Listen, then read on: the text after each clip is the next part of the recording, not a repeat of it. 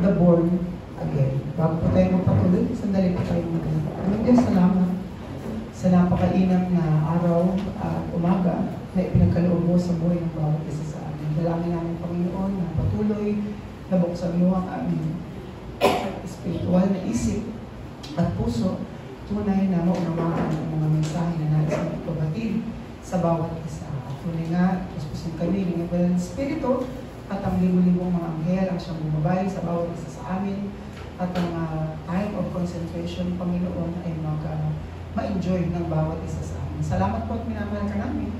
Ito pong aming panalangin sa pangalan ni Jesus. Amen. Paul, the born again. Pag sinabi po natin born again, maraming mga tao nag-aakala na ito ay pamamaraan ng isang relihiyon para masabing tayo ay born again. Pero kapag sinabi natin born again, maraming mga tao nag-i-insist dapat ikaw ay baptize sa born again para ikaw ay masabing born again. Dapat ang mga gawain ng mga born again ay lagi mong ginagawa. Una dyan ay ang pagpunta sa church. Pagkakaroon ng Bible study.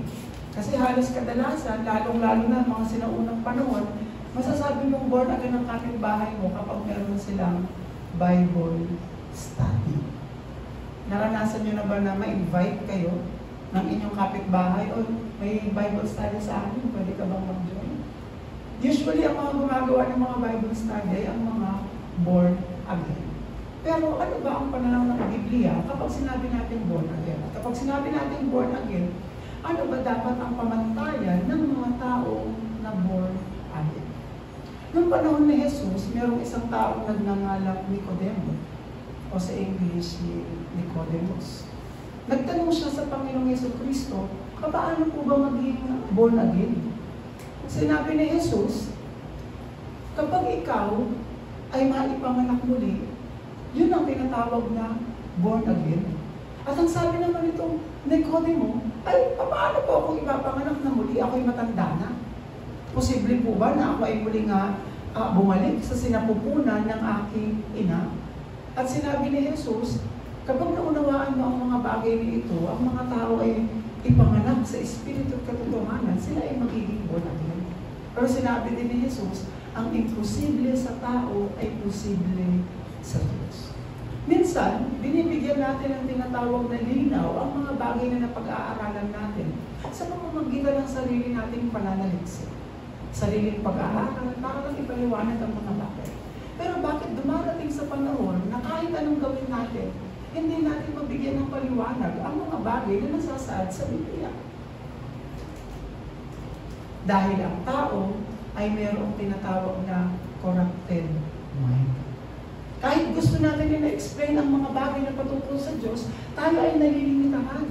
Dahil ang gusto natin i-explain at ipaliwanag ay ang mga bagay na patungkol sa Diyos, pero tayo ang naitataas. Kuya, pwede ba natin buksan sa aklat ng mga Isaya? 55, talatang 8. Ito ang sinabi ng Diyos. Maraming mga tao nag-e-explain. Dapat ang mga born again ay ganito. Dapat ang mga Christian ay ganito. Bawal uminom ng alak. No? Yari tayong lahat. Bawal makinig ng mga worldly songs. Dapat hindi na tayo nakikiayon sa takbo ng mundo.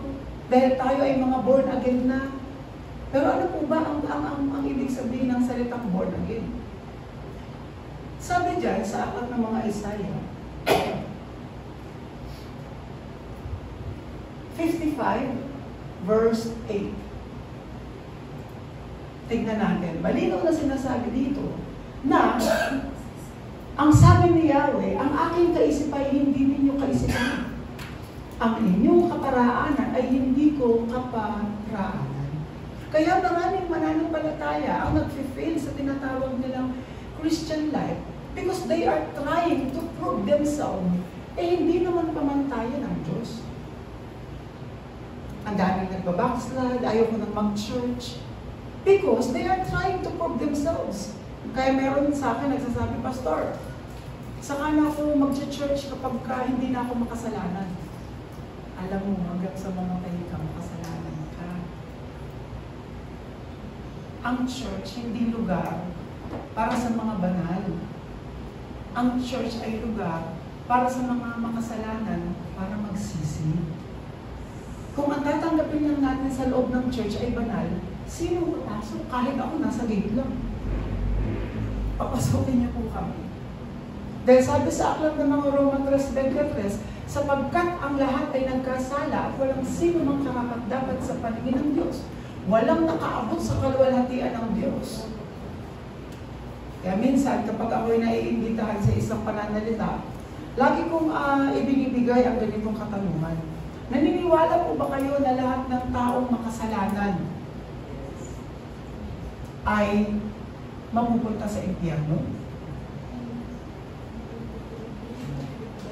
Wala pa akong idea, Pastor. Kung lahat po ng makasalanan ay mapupunta sa impyerno, ay hindi ko nga po alam eh. At isa pang tanong, lahat po ba ng banal ay mapupunta sa langit? Hindi. O saan sila mapupunta? Sa purgatorio. Sabi sa aklat ng mga Romans chapter 3 verse 10, sabi diyan, kuya sa Tagalog, para naiintindihan ko yun. Aklat ng mga Roma 3:10, sabi diyan, ayon sa nasusulat, walang matuwid, wala kahit isa. Kung ang lahat ng makasalanan ay mapupunta sa impyerno, walang matitira. Kasi diyan lahat. Sabi diyan, walang matuwid, walang isa, kahit isa.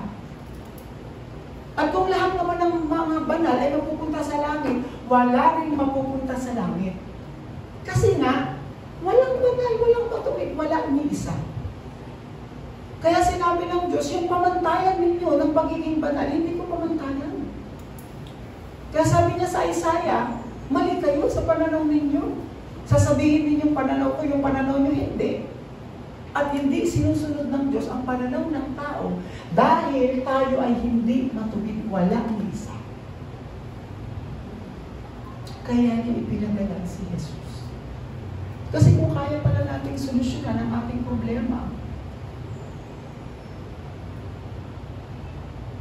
sabi sa Romans 6:23, kuya, ano sinasabi dyan? O puro tayo Rome, pero nasa Philippines tayo ha. Aklat ng mga Roma 6, talagang 22, sapagkat kamatayan ang kabayaran ng kasalanan, ngunit ang walang bayad na kaloob ng Diyos ay buhay na walang hanggan. Sa pamamagitan ni Kristo Jesus na ating Panginoon, ang kabayaran daw ng tinatawag nating kasalanan ay kamatayan. So for us to pay for our sin, kailangan nating mamatay. Kaso, ang sabi nga doon sa aklat ng mga Roma 3:23, sapagkat ang lahat ay nagkasala, walang sino mang nakaabot sa kaluwalhatian ng Diyos. Kahit yung kamatayan natin, hindi natin magagawang mabayaran ng ating mga kasalanan. Paano babayaran ng kasalanan? Ang isa pang kasalanan. Kaya sabi diyan, ang kaloob ni Jesucristo na buhay na walang hanggan ay walang bayad. Kung kaya po natin solusyonan ang ating mga kasalanan, hindi na ipapadala ng Diyos si Jesus. Pero ano yung sinabi niya? Gayon na lamang ang pag-ibig ng Diyos sa sanlibutan. Ang buhay ng Diyos ay biyaya. Ang buhay na kaloob sa atin ng Diyos ay biyaya. Hindi tayo binigyan ng Diyos ng buhay na walang hanggan because we deserve. No? Binigyan tayo ng Diyos ng buhay na walang hanggan kasi siya ay Diyos ng buhay. Pinatawad tayo ng Diyos hindi dahil deserving tayong patawarin. Pinatawad tayo ng Diyos dahil siya ay Diyos ng kapatawaran. At hanggat maaari, ipinapakita niya yung kanyang pagmamahal sa atin para mas lalo tayong sumampalataya sa Kanya. Na hindi natin makita ang ating mga sarili bilang banal at walang kasalanan. Pero sa tuwing panghahawakan natin ang salita ni Jesus, maaari na tayong sumampalataya. Pero ang ginagawa ng mga tao, sasampalataya sila sa pamamagitan ng mga rules and regulations sa loob ng church. Meron kaming pamantayan. Dapat pag pupunta kami sa church, dapat wala kaming kasalanan. Meron pa akong naringgan, bawal tumugtog ng instrument yung mga makasalanan. Kaya meron silang prayer room. Yung prayer room na yun, doon ka magpe-pray bago mag-start ang worship. Lord, patawarin mo ka kasi nagkasala talaga ako. Bago ka mag-drums. Hindi yun mag-works. Kasi yung kasalanan na alam ng tao ay hindi na kasalanan alam ng Diyos. Kuya Zyron, halika. Pwede ka bang tumayo dito para makita ka sa camera? Mapapanood to ng libo-libong mga remnants in the future. Paano ko po masasabi na ako ay nagkasala kay Kuya Zyron?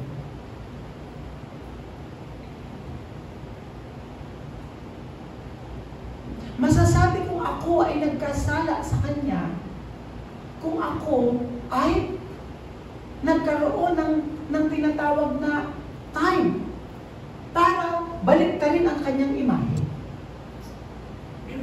Pwede ko siyang siraan, mga bagay na hindi ayon sa kanya, doon pa lang ako nagkakasala.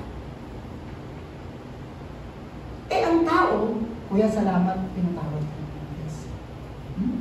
Ang tao, ang iniisip nilang kasalanan, ay ang kasalanang hindi naman inaamin ng Diyos. Minsan, magtatanong ako, what is the greatest sin you have committed in your life? Basta nakapatay ako. Ha? Nakapatay ka? O, anong ginawa? Nakulong mo ako. Okay? Meron naman, nagkasala po ako kasi nagkautang po ako, hindi ako nakakabayan. Kano ba yung nautang mo? At hindi ka ipinakulong? No? Ano pa yung kasalanan natin? Binabasa natin yung tinatawag natin kasalanan sa 10 utos ng Diyos. Hindi po ba? Dahil ibinigay ni Moses ang 10 utos para ipakita sa tao yung tinatawag na limitasyon. Pero pinaliwanag ni Jesucristo ang totoong kasalanan. Para masabi natin na tayo ay nagkakasala sa Diyos, mababasa natin sa aklat ng mga John, chapter 16, verse 9. Ano ang sabi dyan, Kuya? Sa John, chapter 16, verse 9.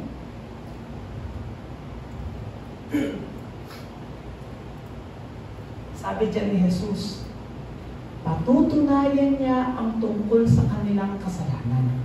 Sino ang kausap dito ni Jesus? Ang mga tao sa paligid niya na kiniklaim na ang kasalanan ay patungkol sa pisikal na bagay. Pero sinabi ni Jesus, patutunayan ko ang kanilang kasalanan. Ano ang kasalanan iyan? Sapagkat hindi sila naniwala sa akin. Ang totoong kasalanan we can commit against God is not believing to Jesus.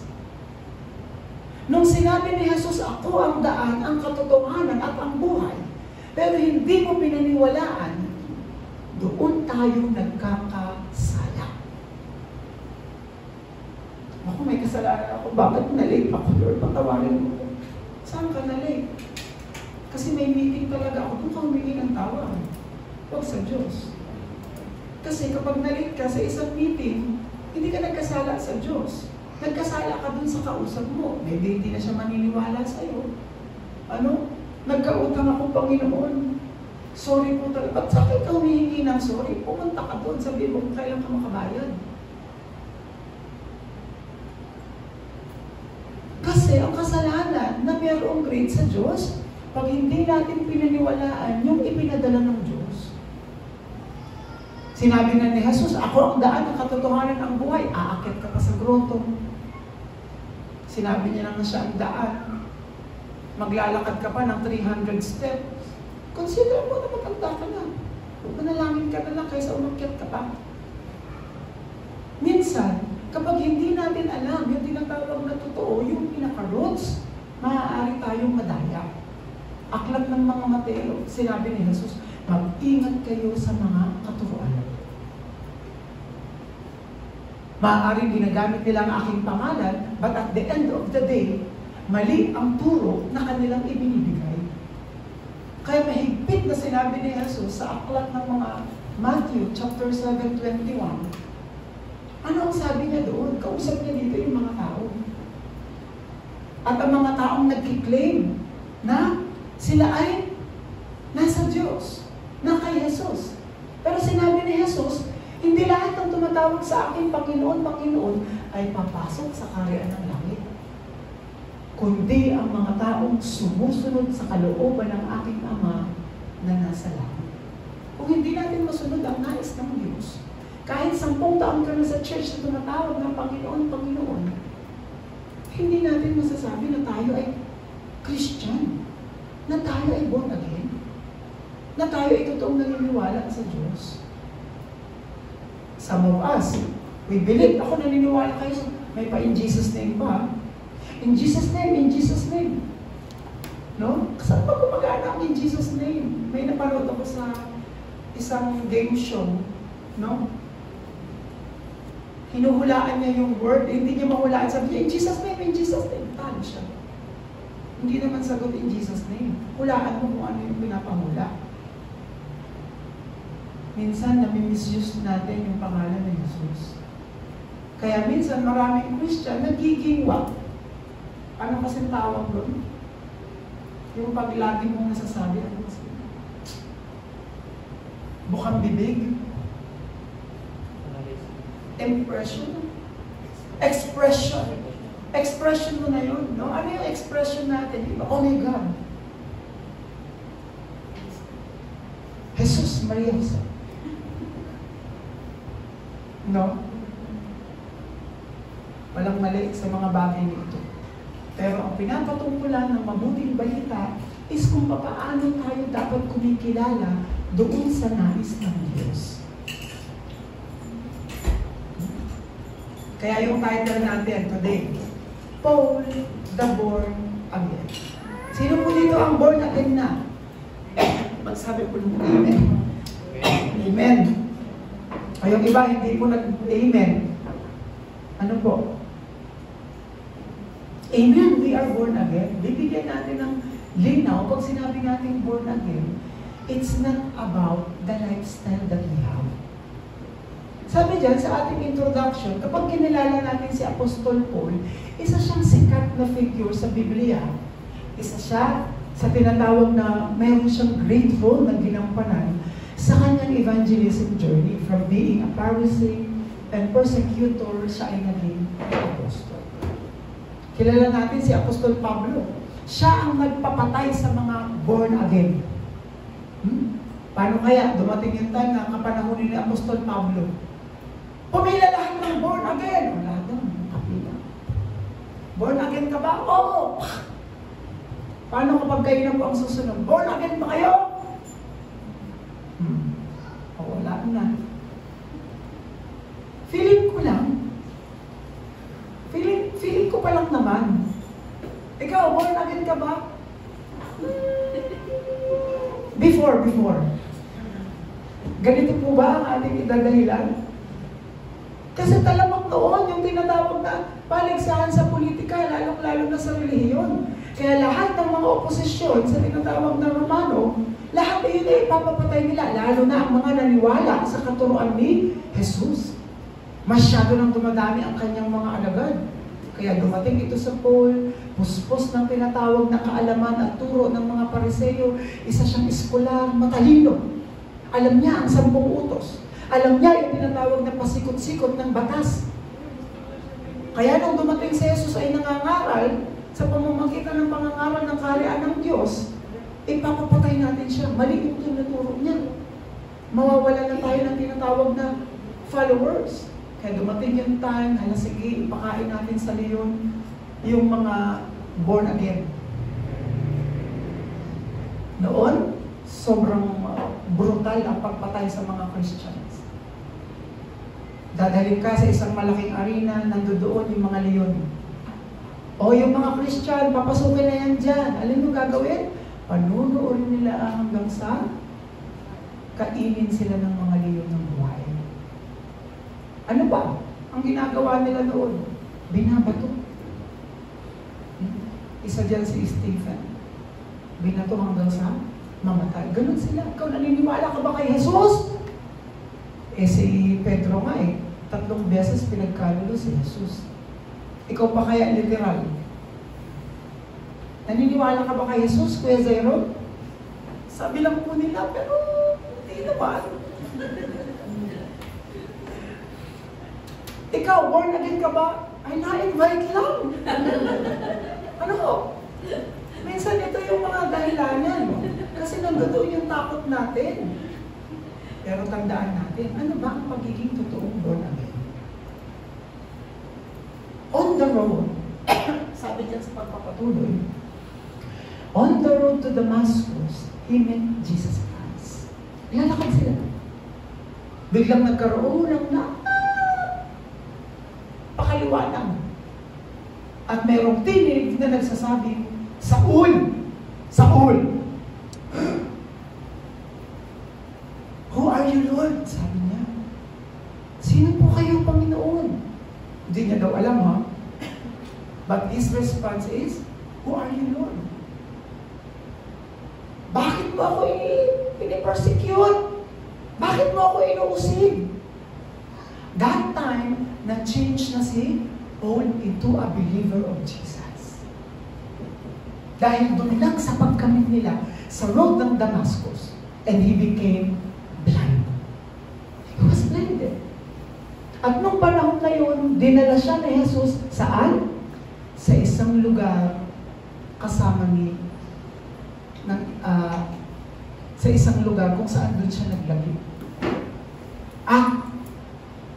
Pinapunta ng Diyos si Ananias na isang mananampalataya. Nagkaroon ng tinig, Ananias, pumunta ka doon sa lugar na ito at puntahan mo ang taong ito na nagngangalang Saul.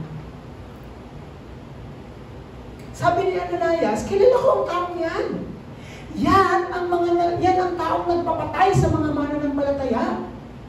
Ano pong ibig sabihin yung pagagalingin? Ibalik mo ang kanyang paningin. Hindi. Bakit mo gagawin yun? Ang dami nating mga kasamahang naniniwala sa iyo na pinatay ng taong yan. Pero anong sinabi ng Diyos? Do not worry. Hindi na siya ang dating siya.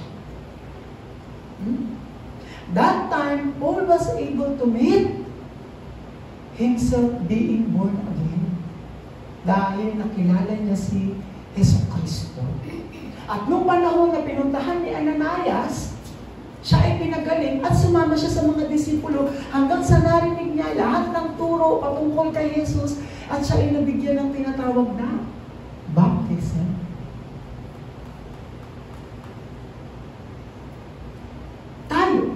Pag tayo ay tumatanggap ng tinatawag na baptism, kailangan muna natin tanggapin yung tinatawag na katuruan bago tayo magpabautismo. Sa fraternity, bago ka sumali sa tinatawag na, anong tawag nila dun kuya, parang ritual, hazing, no? Kaya i-explain mo na sa'yo, ito ang mga ganyan-ganyan, pero bago ka makapasok, kailangan mo muna ng binyag. Kaya dyan pumapasok yung hazing, kung ano-anong mga ritual. Kasi, explain mo na sa'yo bago ka sumabak doon. Kasi kung magkakaroon ka ng tinatawag na ritual at hindi mo alam, magugulat ka. Ganon din sa pagbabautismo. The baptism of John only contains forgiveness of physical sin. Kaya nga, ipinaliwanag ni John the Baptist, lumapit kayo, magpabautismo kayo, magsisi na kayo sa inyong mga kasalanan, but he is referring physical sin. Kaya ano yung sinabi niya? Nung may nagtanong, kayo po ba ang Kristo? Bakit po kayo nagbibinyag? Bakit kayo nagbabaptize? Ang sabi ni Juan Bautista, binabautismuhan ko lang kayo sa tubig. Pero merong isang darating na mas dakila kaysa sa akin. Babautismuhan kayo sa Espiritu at Apo. Ibig sabihin nun, the baptism of Jesus in spirit and in truth can connect us to spiritual realms. Minsan sinasabi natin pag pupunta, oy, born again kasi nag-worship ako every Sunday. Eh kami nga, Wednesday, Friday, pupunta din kami. O ano nang tawag sa'yo? You are not born again. Ano na? Immortal. Kasi pupunta ka na ng Sunday, pupunta ka pa ng Wednesday, pupunta ka pa ng Friday, yung iba may Saturday pa. Right? More tayo ay, immortal na tayo. Kasi kami born again every Sunday lang. May prayer meeting, may midweek service, meron pang Saturday, may evangelism school, meron pang youth jam, youth fellowship, meron pang women's fellowship, meron pang men's fellowship. Yun ba ang hinahanap ng Diyos? At kami, pag pupunta kami sa church, naliligo kami. What do you mean? Hindi kami naliligo? Kami pupunta kami sa church, dapat maayos. Bawal sa amin yung may hikaw sa mga lalaki at may kulay ang buhok. So, paano kung nagkaroon ka ng membrong foreigner? Pakulay mong itim? Kasi ang standard, bawal sa atin. Hindi na makakapasok si Mami Marison. Kami magpakulay ka muna bago ka pumunta ng church. Pero ito ba ang standard? Ang worship ay walang physical standard. Tandaan po natin yan. Anybody can come. Anybody can do worship. Dahil ang pananambahan ay hindi nababase sa itsura at sa physical na appearance ng tao. Kuya? Star Wars John chapter 4:24. Anong sinasabi dyan? Kung gusto natin totoong sumamba, hindi required sa ating church. No? Dapat ang mga babae ay mahahaba ang buhok. Lampas ng puwet. Kapag maiksi, puwet. Merong ganong church. Naniniwala po ba kayong merong ganong church? Ang iba naman, bawal pumunta ng church na may kulay ang damit. Dapat puti lang. Nabalitaan niyo po yun? Kaya pag tuwing mag-church sila, lagi nakaputi. Puting-puti sila. Ang Diyos ay Espiritu at ang mga sumasamba sa Kanya ay dapat siyang sambahin sa Espiritu at katotohanan. Walang physical dito. Ang totoong sumasamba sa atin ay ang ating Espiritu. Saan daw sumasamba? Sa Espiritu at sa katotohanan. Sino ang katotohanan? Si Jesus. Sabi ni Jesus, ako ang daan, ako ang katotohanan. Ang totoong pananambahan sa Diyos na binibigyan ng accountability, yung Espiritu na nasa sa atin na sumasamba kay Jesus, yun ang totoong pananambahan. Naligo ka o hindi, bahala ka, amoy mo yan. Hindi yan tinatouch ng Diyos. Diba? Kanya-kanyang trip lang yan. No? Itong mga panahon ng taglamig, every other day lang ako naliligo. Oh yes, Monday. Pag naligo na ako ng Monday, Tuesday ako maliligo. Wednesday. Pag naligo na ako ng Wednesday, Thursday ako maliligo. Friday na. Kayo po, ano pong trip niyo? Yung iba, every 2 days. At 3 days kay mami. Talo niyo po ako every other day lang. Ha? O baka may mag-reveal dito, basta once a week nga lang ako eh. That's not important. Lalong-lalo na sa pananambahan. Dahil ang binibigyan ng grade sa atin ng Diyos is tayo ay nabautismuhan as a born again, hindi sa mga pamamaraan na hindi ayon sa Espiritu. Tingnan namin si Apostol Pablo, paano siya na-born again? Si Apostol Pablo, ang mind niya ay hindi ang mind ni Jesus. Sabi dyan, sa ating name, paano siya naging born again? After niyang mabaptize, na-born again na ba si Apostol Pablo? Na-baptize lang siya sa paniniwala kay Jesus. Pero ang totoong born again ay, number 1, na born again siya sa tinatawag na mind. Ang totoong born again ay ang isip ng tao. Tandaan po natin yan ha. Ang nabuborn again sa atin ay ang ating isip. Hindi na tayo pinapatungkulan ang patungkol sa ating sarili. Ang born again ay laging iniisip na ang ginawang pagliligtas ni Jesus. Yun ang born again. No? Kaya huwag natin sasabihin sa ating mga kapwa na, o ikaw, di ba born again ka na? Huwag ka nung pahara-hara sa daan. May mga ganyan, lalo na yung mga matatanda na sa church. O mga na-born again na tayo. Dapat hindi na kayo nakikihalubilo sa mga kaibigan niyo dyan sa labas. Ha? Kasi Jesus na kasama ang mga makasalanan. He was with the sinners. Kaya sinabi siyang Diyos ng mga makasalanan. Ang totoong naboborn again sa atin ay ang ating isip. Hindi na tayo ang may-ari ng ating isip. Hindi na ang ating pamantayan sa ating isip. Especially ano ang pamantayan sa ating isip? We love to judge people. We love to condemn. No? Sino dito ang magaling sa condemnation? At sa pagja-judge ng tao, mapupunta sa impyerno yung mga yun. No? Sino dito? Ako, expert ako dun. Yes. Expert ako dyan. Pag nakita ko na, iyan mo sa impyerno. Mamamatay din yan. Pupunta din sa impyerno yan. Pero ang totoong born again pala sa ating isip, na lahat ng tao ay may pagkakataong makilala si Jesus. Kahit gaano pa kasama ang buhay niya, kahit gaano pa kahirap ang pinagdaanan niya, pwede siyang maborn again sa kanyang isip. Kaya sinabi dyan sa akin ng mga Galatians, chapter 2, verse 20, ano yung sabi dyan, kuya? Apostle Paul denied himself. All about him, kinalimutan niya. At ano ang naging confession niya?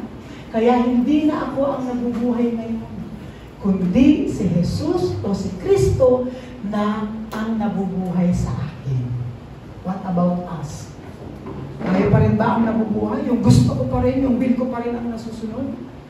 Ang totoong born again, kinukonsider ang mind ni Kristo, ang buhay ni Jesus. No? Hindi lang tayo born again kasi nabaptize tayo sa Christian Church. At may pastor tayong kinikilala na born again. Ang pagiging born again ay ang pamumuhay ni Kristo sa iyong buhay. Papaano yun? Sabi diyan. At ang buhay ko ngayon sa katawan ay ikinabubuhay ko sa pamamagitan ng pananampalataya sa anak ng Diyos. Sino yung anak ng Diyos? Si Kristo. Born again means changing the subject of your worship. Sino ang ating sinasamba? No?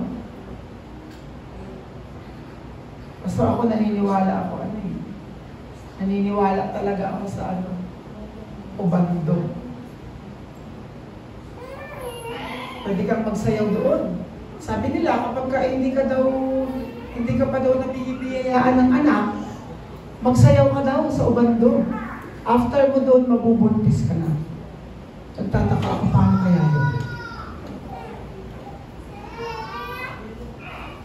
Na kahit ang mga bata ay mayroong tinatawag na kapalaran. At yung kapalaran na yun ay hawak ng Diyos. Now, sa pamamagitan ng pananampalataya sa anak ng Diyos na nagmahal sa akin at naghandog ng kanyang sarili para sa akin. Ang mga born again, meron laging mind na nagpapasalamat kay Kristo. Hindi ako naligtas dahil gusto ko at dahil may kakayanan ako.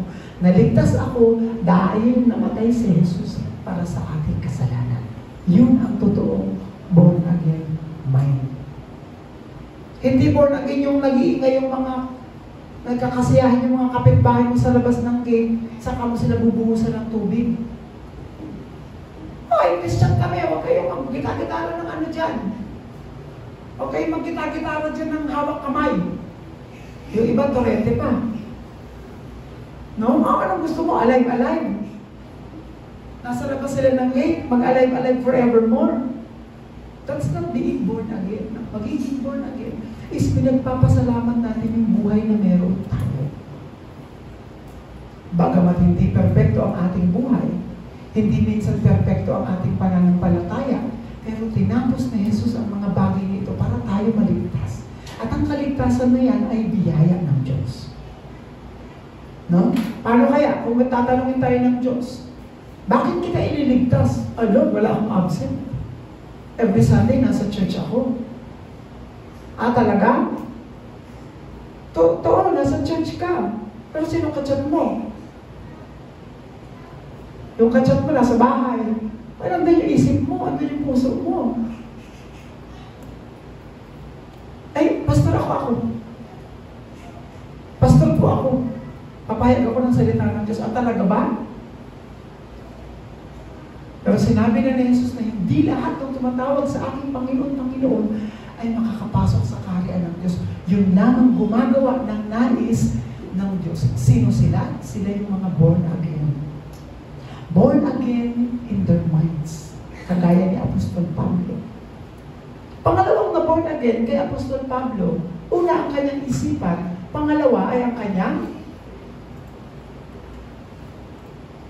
salita. Hindi niya na ipinapahayag yung kanyang experiences. Ako si Pablo, isa akong Pariseo, isa akong nagtuturo ng isa sa mga batas. Nagtuturo ako ng mga pamamaraang Romano. Na born again ang kanyang salita, nung nakilala niya sa Jesus, ito pala ang tamang pagpapahayag ng salita ng Diyos.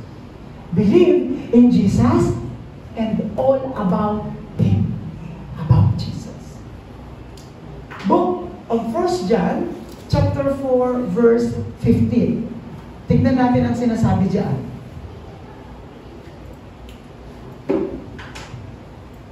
Sabi diyan,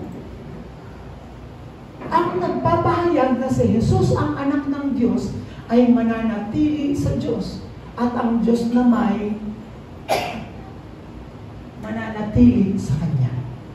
See? Ang qualification pala ng isang totoong mananampalataya, hindi niya pineflex yung kanyang sarili. Nagawa ko to, narating ko to, naabot ko to, hindi. Ang isang born again, ang laging pineflex niya yung salita ng Diyos at kung paano siya binago ng Diyos ang kanyang pananaw at ang kanyang pananalita. So, paano po yun, Pastor? Hindi na ako pwedeng magsalita.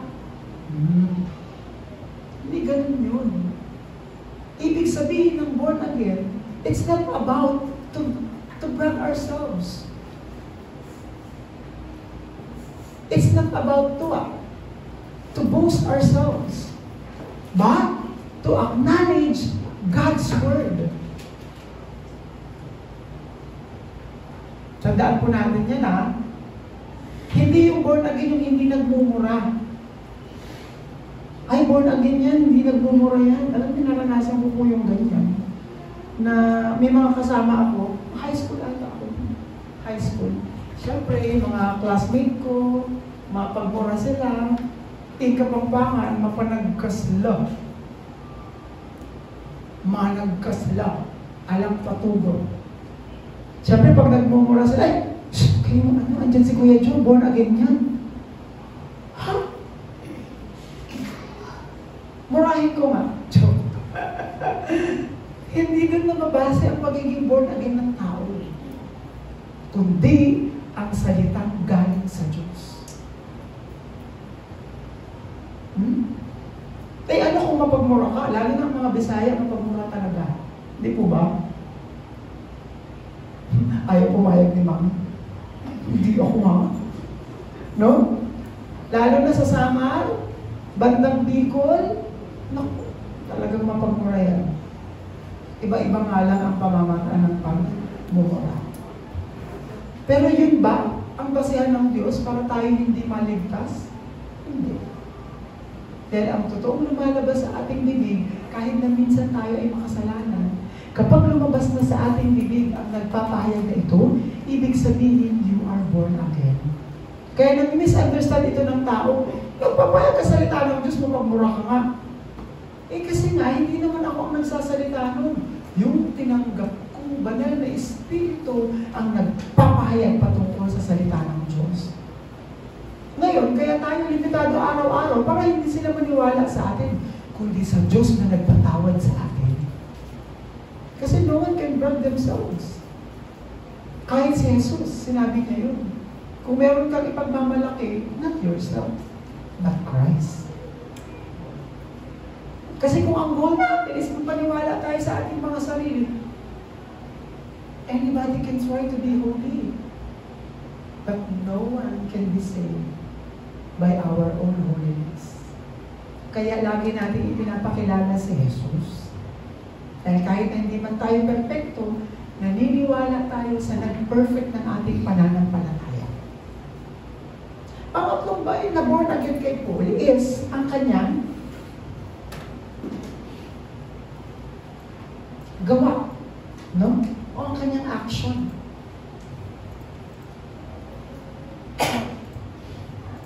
Mula nung nakilala niya si Jesus, nabago na ang kanyang isipan, nabago na ang pananaw, hindi niya na ipinapahayag yung mga katuroang natutunan niya. Iba na ang ipinahayag niya, patungkol na sa Diyos at patungkol na kay Jesucristo.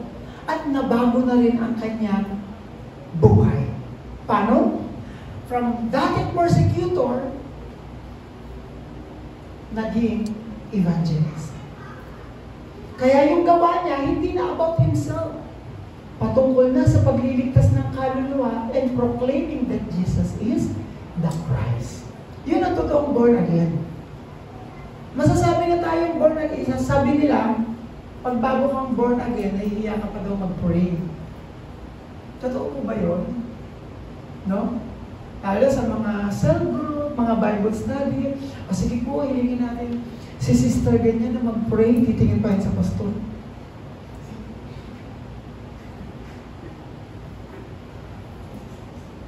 Ako na naman. O sige si brother ganyan na lang. Bakit takot na takot tayo panalangin? Ang panalangin ay biyaya ng Diyos. Ang mga taong totoong nakakapagpanalangin ay siyang merong connection sa Diyos. We cannot connect to God but prayer. Kaya sabi ni Jesus, tuturuan ko kayo kung paano manalangin. At yung panalangin na yan, yan ang tinanggap sa langit. No? Lalong-lalo yung bagong invite sa church o mga isang buwan ka na, hindi ka pa rin marunong mag-pray. Hindi yun ang basihan ha. Kahit 10 taon pa siya. May mga tao talagang siguro wala pang lakas ng loob para sa panalangin. But soon, huwag nating pilitin. O absent na naman si ganyan. Ba't daw siya absent? Ipapag-prayin mo daw. Baka daw tawagin mo siya sa harap. Ano gusto niya sa likod? Sige, sino makaka-receive ng panalangin mo? No? There is a blessing in corporate worship. This is what we call corporate worship. Kaya kapag may isang nananalangin, we say amen. Umaagri tayo doon sa panalangin. But prayer is all about Jesus. Kaya sinabi ni Apostol Pablo sa 2 Timothy chapter 4 verse 7, ano sabi dyan kuya? Ito yung sinabi ni Apostol Pablo. Kasi, pilit nilang kinalimutan yung mga bagay na nagawa niya noon. Hindi ako perfecto. Sabi pa nga ni Pablo, ako ang pinakamalala sa lahat ng malala. Mantakin niyo, pinapatay ko ang mga mananampalataya ni Jesus. Tapos ako ngayon naniniwala na kay Jesus. Pinagbuti ko ang aking pakikipaglaban. Natapos ko na ang dapat kong takbuhin. At nananatili akong tapat sa pananampalataya. Ano ang ibig sabihin niya dyan? Yung continuation ng kanyang buhay as born again. Nananatili ako. Hindi ko nababalikan yung dati kong pananampalataya. Kaya ngayon, kahit siya na yung inuusig, siya na yung pinagbabalakang patayin, no, hindi ako tatalikod sa aking pananampalataya. Dahil siya ang totoong nakatanggap ng pagbabautismo galing kay Jesus. Tayo kaya, born again na po ba tayo? Amen? Huwag niyo lang sabihin sa sarili niya, Amen! Pastor, mapipilitan ako niyan. We are all born again. Alam ng Diyos na meron tayong limitasyon araw-araw. Alam ng Diyos yun. At hindi tayo nirarush ng Diyos na maging perfecto ka. There is time schedule. Kahit sabi ng Biblia, ang mga taong hindi na nagkakasala, sila yung totoong tumanggap na ng pagpapala ng Diyos. At yung pagkakasala na yun ay hindi pagbalik sa pananampalatayang hindi naaayon kay Kristo. Kaya kapag yung church natin, laging merong rules and regulation, dapat ito ang sundin, hindi yun naaayon kay Christ. Hindi yun part ng pananampalataya. Maybe part of training, part of seminar, part of orientation, but it's not about faith. Kaya pinag-ingat tayo ni Apostol Pablo sa aklat ng mga Colossians chapter 2 verse 8. Naondot ang paghikab eh. Sabi sa aklat ng mga Colossians chapter 2 verse 8, bago po tayo sa konklusyon, sabi dito, mag-ingat kayo upang hindi mabihag ni duman sa pamamagitan ng walang kabuluhang karunungan. Ano daw klaseng karunungan? Walang kabuluhang karunungan. At pandaraya na ayon sa mga tradisyon ng mga tao, at mga alituntunin ng mundong ito. At ang mga ito'y hindi ayon kay Kristo. That's why we must be very careful sa pinapakinggan natin. Anybody can say they were pastors, preachers, ministers. But what is the content of the word? It should be contented with Christ. Kay Yesu Kristo lang. Yun ang totoong mensahe ng born again. No? Kasi kung aayon tayo sa mga tradisyon at alituntunin ng tao, ay hindi. Yan na yung kinalakan namin. Dapat pag pupunta kami sa church, ganito, hindi yun nasasalig kay Jesus. Ang nasasalig lang kay Jesus, lahat ng tatanggap sa Kanya at maniniwala, may buhay na walang hanggan. At lahat tayo tumanggap talaga. That's why we are confident to say that we are true born again.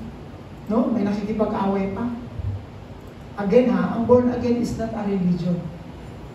It's your mind, your word, and your action. What is in my mind? The life of Jesus. What is the word? The salvation of Jesus.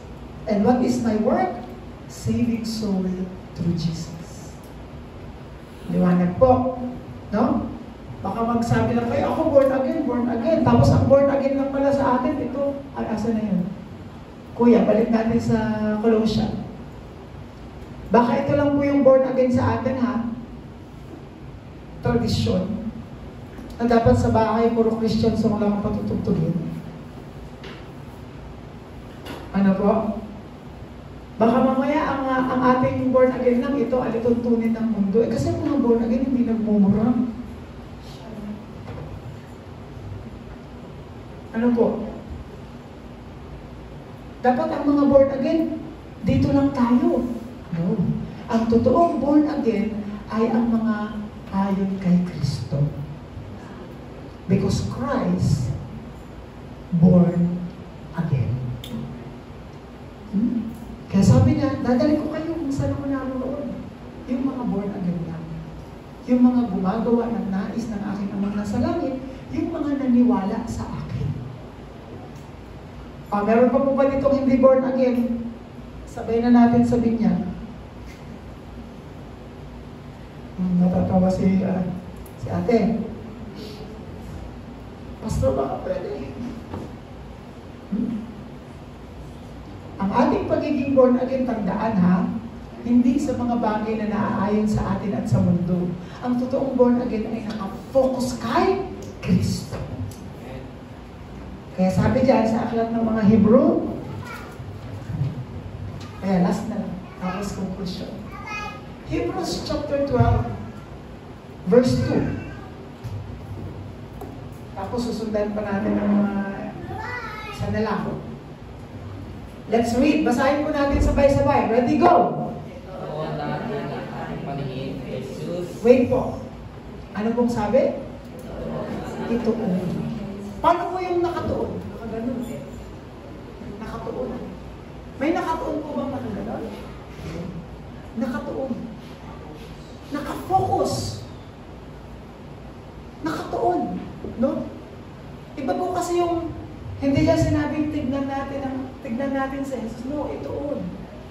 Pag tinignan mo lang, tinignan mo, pero hindi ka nakatuon. Pero pag pinagbigyan mo ng tuon, talagang tititigan mo siya. Iko-confirm mo, baliktad ito, o mitso. Kung tignan mo lang, mababasa mo kaya? Hindi, pagtuunan. Napapagano si Deacon Marison. Pagtuunan. Ituon natin ang ating paningin kay Jesus. Tuloy po natin. Sa Kanya, nakasalalay ang ating pananampalataya mula simula hanggang katapusan. See? Kung sinasabi natin na tayo ay may pananampalataya, ituon natin kay Jesus. Kasi sabi dyan, sa Kanya nakasalalay. Hindi sa ating gawa. Hindi sa ating effort na maging righteous and holy. Hindi sa pamamaraan natin. Kanino daw nakasalalay ang ating pananampalataya? Kay Jesus. Alam niyo kung bakit? Kasi si Jesus ang Kristo. Siya lang ang pwedeng maging Kristo. Siya lang ang sumulusyon sa ating problema. Right? Hindi pwedeng maging si Tuper ang Kristo. Hindi, si Jesus lang. Kaya ako nakatuon kay Jesus kasi siya ang Kristo. Kaya kahit makasalanan ako, hindi ako perfecto, marami akong shortcomings, pero nakatuon pa rin ako kay Jesus. Kahit sabihin nila na born again ka, pero yung ugali mo ganyan, nakatuon pa rin ako kay Kristo. Kasi hindi ang ugali ko ang nagpapakita ng pananampalataya ko. Kung hindi si Jesus ang kumukumpleto ng ating pananampalataya. Kaya huwag ninyo titignan yung katabi niyong banal, ha? Pag yung katabi niyo nagkasala, ang sabihin niyo, kaya nga kailangan natin si Kristo. Huwag niyo silang i-condemn, ikaw, nag-church pa lang tayo. Tapos uutangan mo na ako. Ha? Hindi ganun yun. Ikaw ha, kasama pa lang kita sa church on Sunday, sinaraan mo na agad ako. Sino sabi sa 65 ako? 62 lang. Hindi ganon ang pagiging born again. Ang pagiging born again, silang nakatuon kay Jesus. Tapusin po natin. Ready, go! Ituon natin ang ating pananampalataya kay Jesus. Sa Kanya nakasalalay ang ating pananampalataya mula sa simula hanggang katapusan. Dahil sa kagalangang naghihintay sa Kanya, hindi niya inalinta na ang kahihiyan ng pagkamatay sa krus at siya ngayon nakaupo sa kanan ng trono ng Diyos. Yun po ang ating faith. Kaya pag sinabing ikaw, what is your faith? Ako? Anong pananampalataya ako? Nakatuon kay Jesus.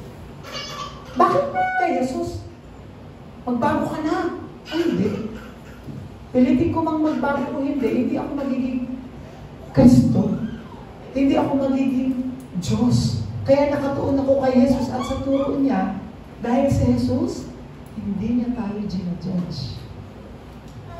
Lalo na nung minister ni Jesus, nung hinarap niya ang mga Romano, alam niyo po ba, ang daming mga makasalanan ang lumapit kay Jesus? Prostitute, maniningil ng buwis, no? Mga makasalanan. Alam niyo po ba bakit gustong-gusto nilang sumasama kay Jesus? Because they never receive condemnation and judgment from Jesus. Pero ang churches ngayon, kung maka-judge, kayo nagbibinggo kayo, masama yan. Kayo mga nagmamadyon. Kayo mga nagtutongits. Hindi ganun si Jesus. Ang sinabi lang ni Jesus, lumapit kayo sa akin na mababot at bibigyan ko kayo ng kapahingahan. Kaya para sa ating konklusyon, ano po yung konklusyon natin? Sabi dyan sa ating conclusion, Romans 14 verse 8. Dapat ito yung maging faith natin. Ang totoong born again, ito yung conclusion. Kuya, basahin na lang natin sa 14:8 para mas yung buo nito. Bagay, ito din ang buo. Pero sige, tignan natin. Parang mas masarap siyang basahin sa Tagalog, nafe-feel mo. Minsan kasi sa English, hindi ko naiintindihan. Pilipino naman tayo. Ano? Naalala ko po tuloy na nag-pray tayo sa bahay ni Mami Maricel. Hindi ko ma-express yung gusto ko sabihin. Kaka-English. Pero buti na lang, nag-amen sila. Amen. Let's read all together. Kung tayo'y nabubuhay, para sa Panginoon tayo nabubuhay. At kung tayo'y namamatay, para sa Panginoon tayo namamatay. Kaya nga, sa mabuhay o sa mamatay, tayo ay sa Panginoon. Amen? Amen. O ano po? Gusto niyo po ba mabuhay? Sa Panginoon. O sino po ang gustong mamatay? Nasa Panginoon na po tayo. Amen. Ang kamatayan ay hindi kinakatakutan dahil pinangako tayo may buhay na walang hanggan. Yun ang totoong born again. Okay po ba? Mamaya lalabas kayo dyan, ha? I'm a born again. Bakit? Hindi ako makikinig ng worldly song. Ano napakinggan mo lagi? Alive, alive. Ang totoong born again sa isip, sa salita at sa gawa, na nakatungkol kay Jesus Cristo. I-bless po natin yung bawat isa. Sabihin niyo po sa katabi mo, you are born again. You are born again. Totoo po yan. Mamaya sumagot po, ano? When?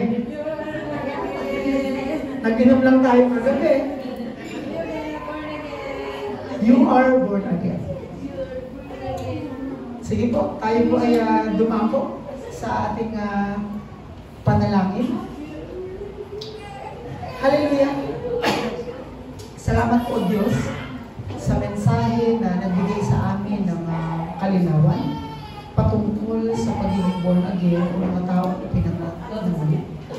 Kagaya ni Apostol Pablo na hindi siya perfecto, ngunit natagpuan niya ang kanyang buhay kay Jesus bilang isang ipinanganak na muli. I-bless mo po patuloy ang gawain ito at minamahal ka namin. Kung aming panalangin sa pangalan ng Jesus tayo magsabi na Amen.